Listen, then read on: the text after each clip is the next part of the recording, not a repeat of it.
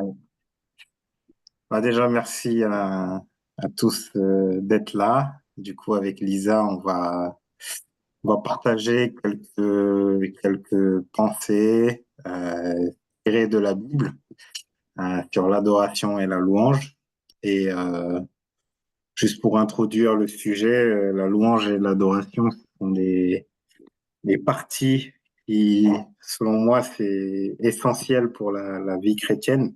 C'est l'expression de notre amour pour Dieu, de notre reconnaissance et surtout elle nous permet d'avoir une attitude d'humiliation devant Dieu et, et c'est bien plus que des chants, bien plus que des paroles. Souvent, on associe souvent louange et adoration à des chants, mais c'est bien plus que ça. C'est un style de vie en fait, qui est censé refléter notre gratitude, notre humilité devant Dieu. Donc voilà, on va présenter les points qu'on va aborder pendant la classe. Il y aura des définitions, des définitions. Il y aura les fondements bibliques de la louange et l'adoration, les formes de louange et d'adoration, les bénéfices de la louange et de l'adoration et comment on peut la mettre en pratique dans notre vie. Du coup, pour définir brièvement la louange, c'est l'expression vocale ou musicale ou gestuelle de notre gratitude envers Dieu. Elle nous permet en fait de proclamer les merveilles de Dieu, de proclamer ce que Dieu a fait dans notre vie, les bienfaits, de proclamer aussi les attributs de Dieu. Dieu est grand, Dieu est glorieux, Dieu est puissant, de se rappeler de ses promesses. Et la louange vient de plusieurs mots hébreux qui sont traduits en louange dans la Bible. Il y a yada, qui veut dire rendre grâce avec les mains levées.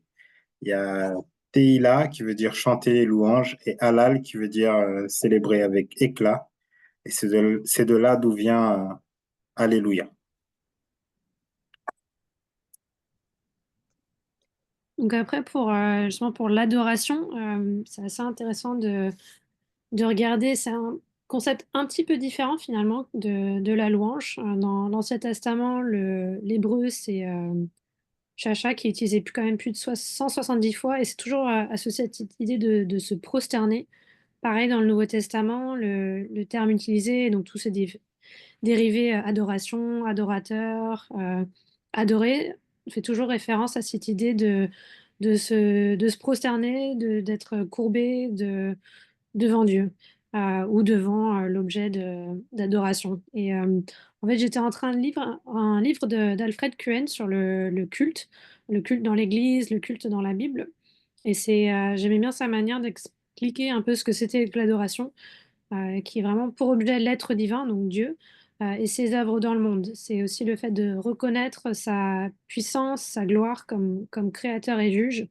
Donc c'est plutôt cette idée d'être focalisé sur qui Dieu est plutôt que de la reconnaissance, qui est aussi importante. Mais là, on est vraiment sur un peu cette idée d'être prosterné devant Dieu, d'honorer Dieu, de reconnaître qui est Dieu par rapport, contrairement à nous en tant qu'humains. Il y a aussi dans l'Ancien Testament beaucoup cette idée avec le fait de rendre un culte à Dieu, d'adorer Dieu, Dieu seulement, et donc un peu comparé à l'idolâtrie, le fait d'adorer d'autres choses, d'autres dieux. Pour nous, ça peut être peut-être plus appliqué à l'idée de qu'est-ce que finalement, est-ce qu'on rend un culte un peu par nos actions, par notre façon de vivre? Est-ce qu'on rend un culte à des choses qui ne sont pas Dieu? Un peu à réfléchir.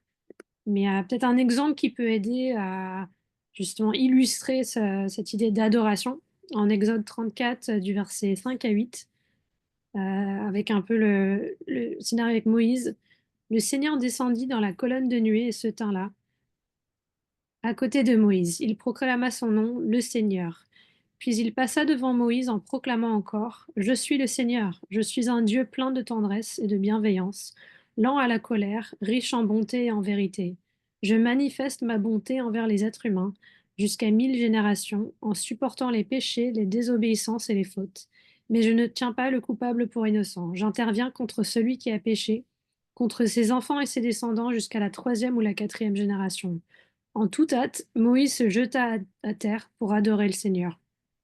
Et je pense que cet exemple, ça illustre bien ce qu'on entend un peu par cette idée d'adorer, c'est que, voilà, en réponse à cette interaction avec Dieu, en réponse à cette connaissance et compréhension de qui Dieu est, Moïse, la seule réaction qu'il peut avoir un peu à ce moment-là, c'est finalement de se jeter à terre pour se prosterner devant Dieu euh, et lui rendre honneur. Et donc il y a un peu cette idée finalement de l'adoration, c'est aussi cette rencontre avec Dieu. Donc pour revenir un peu à ce qu'on a déjà dit finalement, c'est quelle est vraiment cette différence entre l'adoration et la louange? Donc, comme Adrien l'expliquait, la louange, c'est vraiment de célébrer ce que Dieu a fait. Donc, c'est souvent expressif, souvent public, c'est souvent ensemble qu'on fait cette louange. L'adoration a plutôt cette focalisation sur le fait d'honorer qui Dieu est. Et c'est souvent, ça peut être ensemble, adoré en tant que communauté, mais ça peut aussi être beaucoup plus intime, parfois même silencieux dans la prière, ou même cet exemple de Moïse, on peut bien imaginer que à ce moment où il se prosterne devant Dieu, il n'y a pas forcément de paroles à avoir, mais c'est plus un peu cette communion intime avec Dieu. Et les deux sont quand même très proches. Finalement, la louange peut conduire à l'adoration. Donc, le fait de chanter ensemble, ça peut aussi nous remettre un peu l'esprit de qui Dieu est. Et inversement, l'adoration peut aussi s'exprimer via la louange. Donc, on a pas mal de chants qu'on chante ensemble qui sont des chants d'adoration. Et donc, c'est voilà, c'est vraiment, pour résumer un peu l'adoration, c'est au-delà de la reconnaissance, vraiment qui Dieu est. Et surtout, c'est, au fond, il y a aussi une idée que c'est vraiment une attitude qui s'exprime dans nos actions, qui s'exprime un peu dans une obéissance à Dieu, qui peut s'exprimer dans l'amour, l'humilité, la gratitude en réponse à qui Dieu est. On a voulu aussi mettre d'autres formes d'expression pour pas qu'on se sente que il y a juste deux manières de s'exprimer, soit on loue, soit on adore. Mais dans la Bible, il y a aussi la lamentation, qui est un peu cette idée de, de partager nos souffrances avec Dieu, nos douleurs avec Dieu, et permet d'exprimer nos cœurs et nos émotions à Dieu. Quand on lit le livre des Lamentations de Jérémie, où vraiment, et même dans plusieurs psaumes, on peut voir David souvent démarrer ses psaumes en se lamentant. Par exemple, le psaume 22, il commence en disant, mon Dieu, pourquoi m'as-tu abandonné? Et il exprime ses émotions, et c'est aussi un moyen d'expression qui n'est pas à ignorer. Pour poursuivre, on va passer sur les fondements bibliques de la louange. Et la louange est tout simplement un commandement divin. Le psaume 150, verset 6, dit que tout ce qui respire loue l'Éternel. Et en fait, la louange démarre juste par cette reconnaissance et cette gratitude que Dieu est notre créateur. Et nous sommes sa créature. Et tous les jours, il nous donne un souffle de vie. Donc le simple fait de respirer, on devrait volontairement vouloir louer l'Éternel tous les jours. Et Apocalypse 4, verset 11 nous rappelle aussi que Dieu est digne de notre louange. C'est-à-dire, Dieu mérite, Dieu est la seule personne qui mérite qu'on la loue tous les jours. Et ça, c'est aussi important à garder à l'esprit que la louange, c'est aussi, c'est biblique, ça vient de la Bible. C'est pas juste des musiques ou des chansons qu'on écoute. Et pour continuer justement un peu sur ces fondements bibliques, il y a aussi beaucoup d'exemples dans la Bible de ces deux, que ce soit la louange ou l'adoration. Dès le début, en Genèse, on a par exemple l'exemple d'Abraham. En Genèse 22, quand Dieu l'appelle à sacrifier son fils, il parle du fait que mon fils et moi allons adorer Dieu. Ou encore David, qui a été roi, mais aussi psalmiste, qui était connu un peu pour sa louange, sa manière d'adorer Dieu. L'exemple en 2 Samuel où il s'est mis à danser carrément devant l'arche de l'Éternel. Mm. Euh, et voilà, on a listé, on partagera, on peut les partager les slides, mais beaucoup de psaumes d'adoration. Donc ça, c'est quelques exemples où on voit aussi cette idée que la nature rend honneur à Dieu, donc la nature un peu adore Dieu aussi.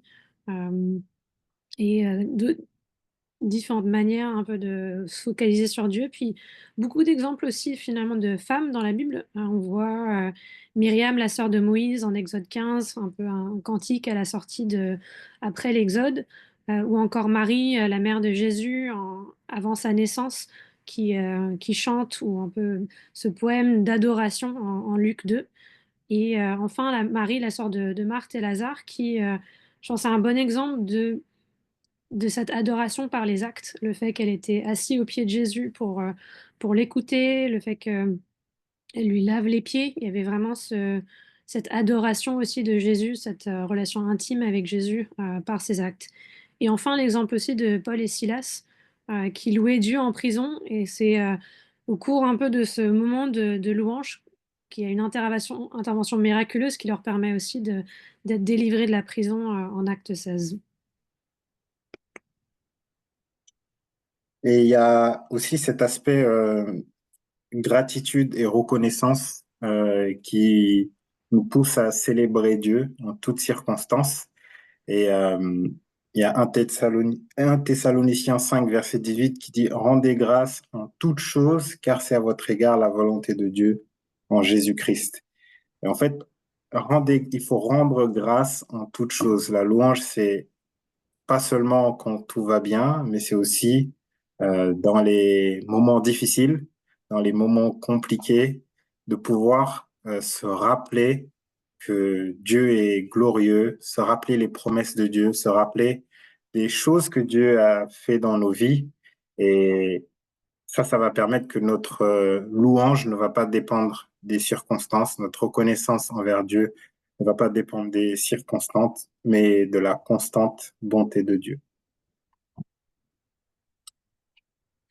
Et il y a plusieurs formes en fait de louange et d'adoration, plusieurs manières par lesquelles on peut louer Dieu. Et la première qui moi me touche beaucoup, c'est par la musique. Donc que ça soit les chants, que ça soit par les instruments, que ça soit par le corps. Donc là j'ai mis la danse, mais ça peut être aussi juste se prosterner, se mettre à genoux. Mais au psaume 150, si vous allez le lire, il y a David qui liste pas mal d'instruments par lesquels on doit louer Dieu, et il cite aussi la danse dedans. Et ça montre que la musique et la danse ont une place importante dans la louange. Euh, et les chants de louange, en fait, doivent nous permettre de proclamer les merveilles de Dieu et aussi de s'exhorter mutuellement par les chants, euh, par les paroles qui sont dans les chants. On peut aussi s'exhorter, et je pense au chant Ngeye Mama. Je ne sais pas si vous voyez un peu les paroles, si vous prenez le temps de lire la traduction. Ça dit jeune mère, jeune et père de suivre Jésus parce que sinon ça va pas bien se passer. C'est un chant d'exhortation qui nous pousse à suivre Jésus. Et donc c'est une forme d'adoration et de louange.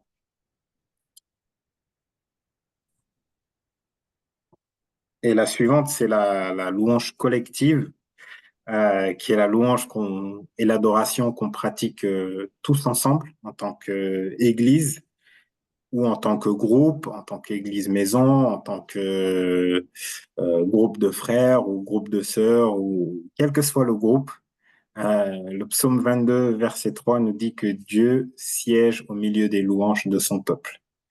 Donc la louange collective, ça prend vraiment une ça donne une plus grande ampleur à la louange, et Dieu aime siéger au milieu de nos louanges. Et en tant qu'Église, on peut se rassembler pour louer et adorer Dieu à travers le chant, on l'a déjà dit, mais à travers la prière collective aussi, à travers les enseignements comme on le fait ce soir. C'est un moyen de louer et d'adorer Dieu. Et à travers le repas du Seigneur, parce à chaque fois qu'on prend le repas du Seigneur, on se rappelle de la mort et de la résurrection de Jésus. Et c'est une manière d'adorer Dieu, c'est une manière de le louer aussi, parce qu'on se rappelle que Christ est mort, mais qu'il est ressuscité pour nos péchés. Et ça nous donne ça doit être pour nous sujet de joie. Et une troisième forme, c'est l'idée de verbal, donc déjà le fait de chanter, évidemment, mais au-delà de juste chanter, via un peu notre manière de parler, ce qu'on dit aux gens, un peu l'exemple en Hébreux 13, 15, donc par lui, Jésus, offrant sans cesse à Dieu un sacrifice de louange, c'est-à-dire le fruit de lèvres qui confesse son nom. Donc en fait déjà cette idée de confesser qui est Jésus, de confesser notre foi, partager nos foi, c'est aussi une manière de louer Dieu de manière verbale. Et enfin, comme j'en parlais un peu avant sur l'adoration, l'attitude, l'obéissance, c'est aussi via des actes. Les bonnes œuvres, l'obéissance sont des formes de louange. En, en Jean 4, verset 23 aussi, on a un peu cette idée que l'adoration authentique engage notre cœur et notre esprit. L'Écriture dit, mais l'heure vient, c'est maintenant, où les vrais adorateurs adoreront le Père en esprit et en vérité, car tels sont les adorateurs que le Père cherche. Dieu est esprit et il faut que ceux qui l'adorent en esprit et en vérité. Donc il y a aussi voilà, cette idée que l'adoration engage tout notre esprit, tout notre cœur, et voilà, cette authenticité dans notre adoration.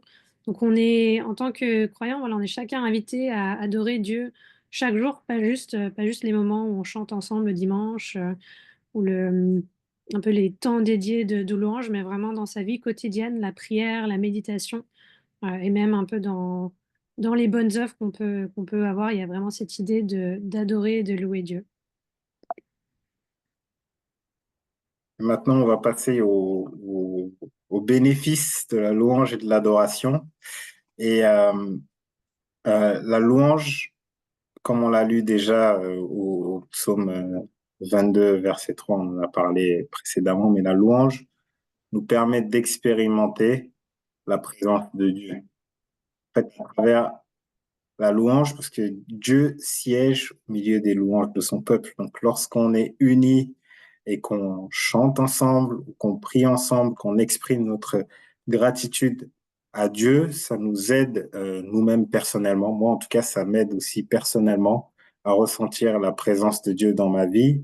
Quand je pense à toutes les bénédictions que Dieu a fait dans ma vie, ça m'aide à être plus fort dans mes convictions, de me dire Dieu est là, Dieu est présent, il ne m'abandonne jamais, il est tous les jours avec moi. Et la louange vient aussi chasser la tristesse et la dépression.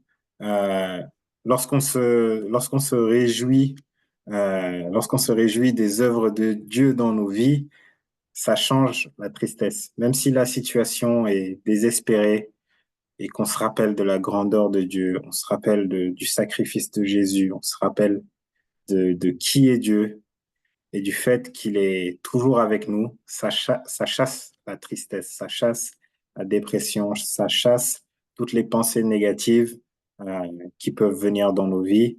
En fait, la louange est vraiment spirituellement nous transporte dans une autre dimension et ça nous permet même d'avoir, elle a même des vertus thérapeutiques, je dirais, pour nos émotions. Un autre bénéfice de la louange, je pense qu'on a déjà un petit peu parlé, c'est le fait de renforcer de notre foi.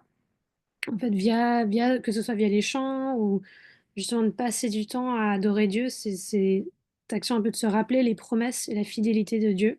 Peut nourrir notre confiance en lui et au-delà de justement cette idée que via une pratique personnelle un peu de la louange et de l'adoration, ça renforce notre foi. Il y a, je pense, déjà mentionné en Colossiens 3, verset 16, et puis Éphésiens 5, verset 19.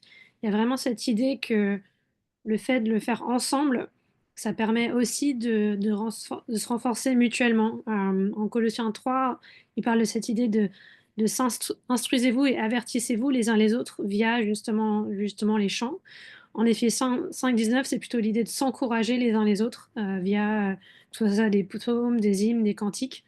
Donc il y a vraiment cette idée que quand on loue Dieu ensemble, quand on chante ensemble, en fait, au-delà du chant lui-même, ça permet aussi de se rappeler les uns les autres qui est Dieu. Ça permet de se rappeler que ce soit un moment où on est découragé ou même un peu de se corriger via les chants, corriger notre peut-être perception mauvaise qu'on peut avoir de Dieu.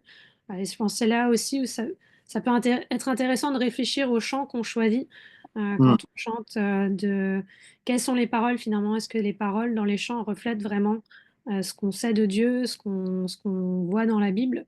D'avoir un peu de sagesse aussi dans ce qu'on chante.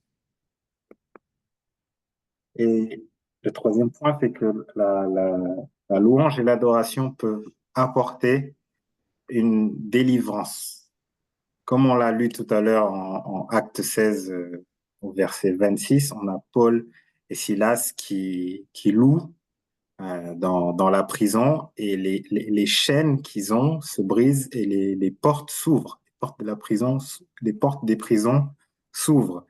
Et en fait, pour moi, en tout cas, personnellement, je sais que la louange, l'adoration m'ont aidé à surmonter des parties difficiles de ma vie. Je sais que quand je luttais avec la pureté, j'avais un chant qui disait quand, quand Satan vient m'attaquer, la porte est scellée. Quand il vient troubler mon âme, la porte est scellée. Et quand la tristesse m'environne, la porte est scellée, scellée par le sang de l'agneau. Ça, c'était un chant que j'écoutais à chaque fois que j'avais une tentation. Je mettais ce chant et directement, ça changeait tout de suite mon mindset, ça changeait, ça renouvelait en fait ma manière de penser. Et tout de suite, je me disais, mais non, Satan ne peut pas m'attaquer. Le sang de Jésus a scellé la porte qui permet à Satan de rentrer. Et d'où la question, c'est comment est-ce on réagit par rapport à la louange et l'adoration? Est-ce que c'est juste des paroles qu'on chante et qu'on écoute, même quand on vient le dimanche au culte? Est-ce que c'est juste des chants qu'on écoute? Quand on chante Je chanterai de tout cœur les merveilles de mon papa Yahweh, car il m'a libéré. Est-ce qu'on les chante vraiment en se disant ah ouais, Jésus m'a vraiment libéré. Dieu m'a vraiment libéré de l'esclavage du péché, des choses qui me retenaient captif. Est-ce qu'il m'a vraiment apporté cette délivrance? Est-ce qu'on croit vraiment? Est-ce qu'on réfléchit vraiment? Est-ce qu'on prend le temps de croire et de renforcer notre foi, comme on l'a dit tout à l'heure, avec les paroles qu'on chante ou qu'on exprime? Et la louange a aussi cette puissance euh, de renforcer l'unité de l'Église. Quand je vois les dimanches toute l'Église descendre, chanter, danser ensemble en bas, moi je suis joyeux et je vois l'unité, quelle que soit l'origine, quelle que soit d'où l'on vient, la langue qu'on parle, la louange, le rythme, le fait qu'on chante, qu'on danse ensemble, ça renforce notre unité et ça se voit, c'est quelque chose qui est physiquement palpable. On voit euh, ça en direct, on voit Ludo qui danse au milieu avec Tatiana, Agnès au milieu de la foule. Ça me rend joyeux et je vois que ça crée une unité, ça crée quelque chose. C'est en train de partir au-delà des barrières physiques qui peuvent souvent se dresser entre les êtres humains. La louange renforce l'unité et la communion de notre assemblée. Et on recite encore Acte 16, mais je sais pas si vous vous rappelez de ce passage, mais après que les chaînes se soient brisées, que les portes se soient ouvertes, cette louange, en fait, a finalement permis d'arriver à une situation où Paul et Silas ont pu évangéliser le Romain qui gardait la prison.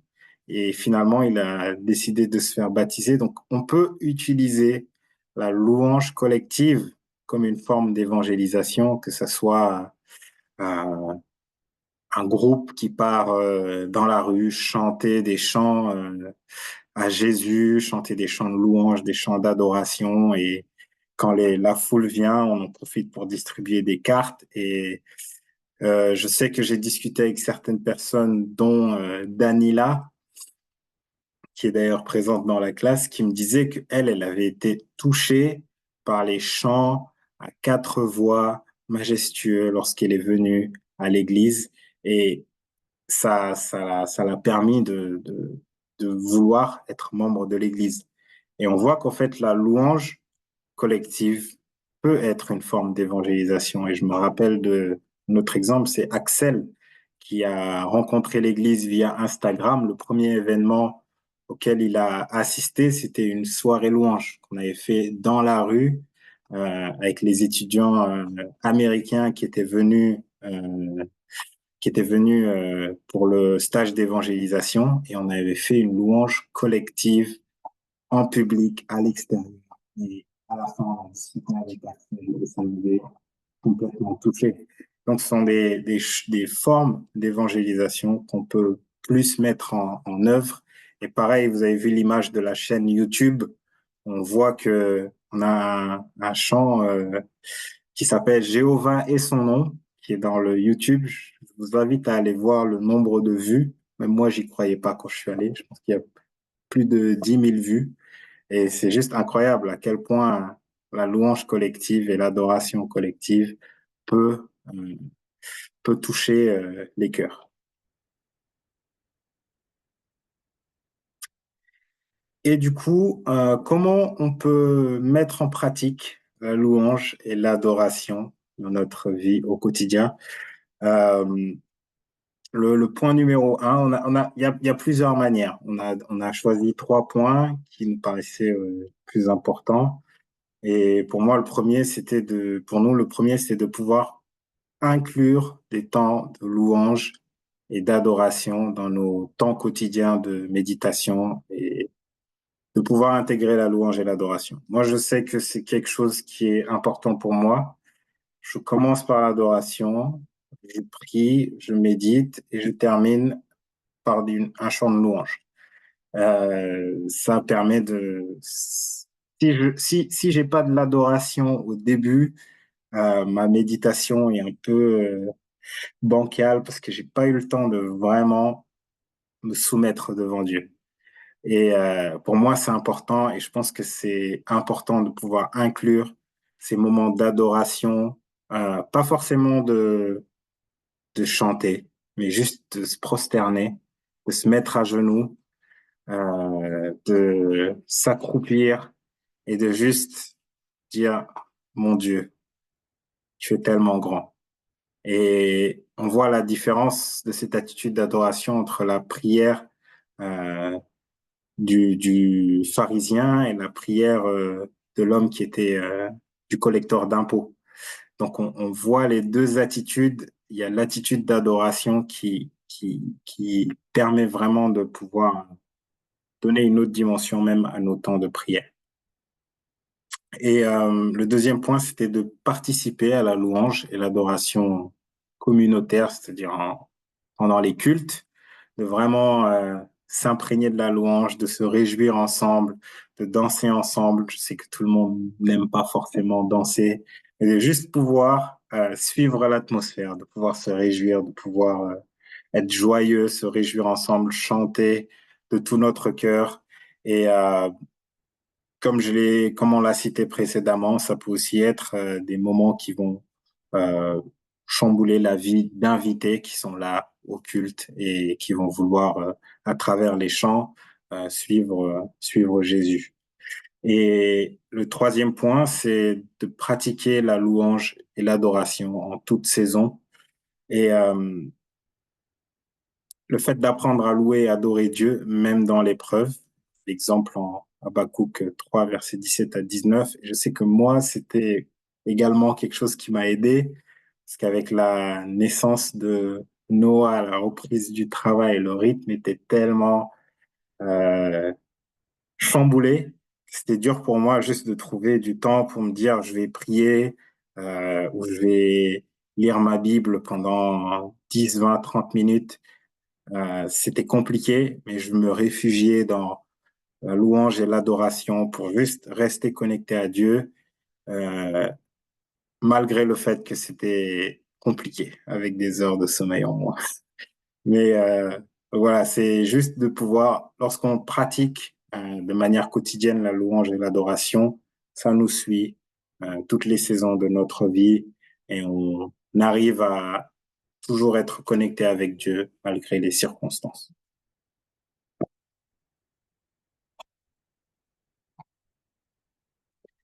Du coup, pour conclure, je dirais que l'adoration et la louange, c'est pas limité à des moments spécifiques ou à des lieux spécifiques, mais ça englobe toute notre vie. En fait. C'est une réponse de la créature au créateur. C'est une réponse qui est une réponse à l'amour de Dieu, une réponse à, juste aux bénédictions qu'il fait dans nos vies, à sa grandeur, et ça nous permet de grandir dans la présence de Dieu, de grandir dans le fait de ressentir au quotidien la présence de Dieu. Et par la louange et l'adoration, on glorifie Dieu et on trouve notre joie en lui, que ce soit dans des moments calmes, personnels ou dans des moments de communion avec l'Église. Il faut qu'on se rappelle que l'adoration et la louange, c'est une invitation divine à expérimenter la gloire de Dieu et son amour.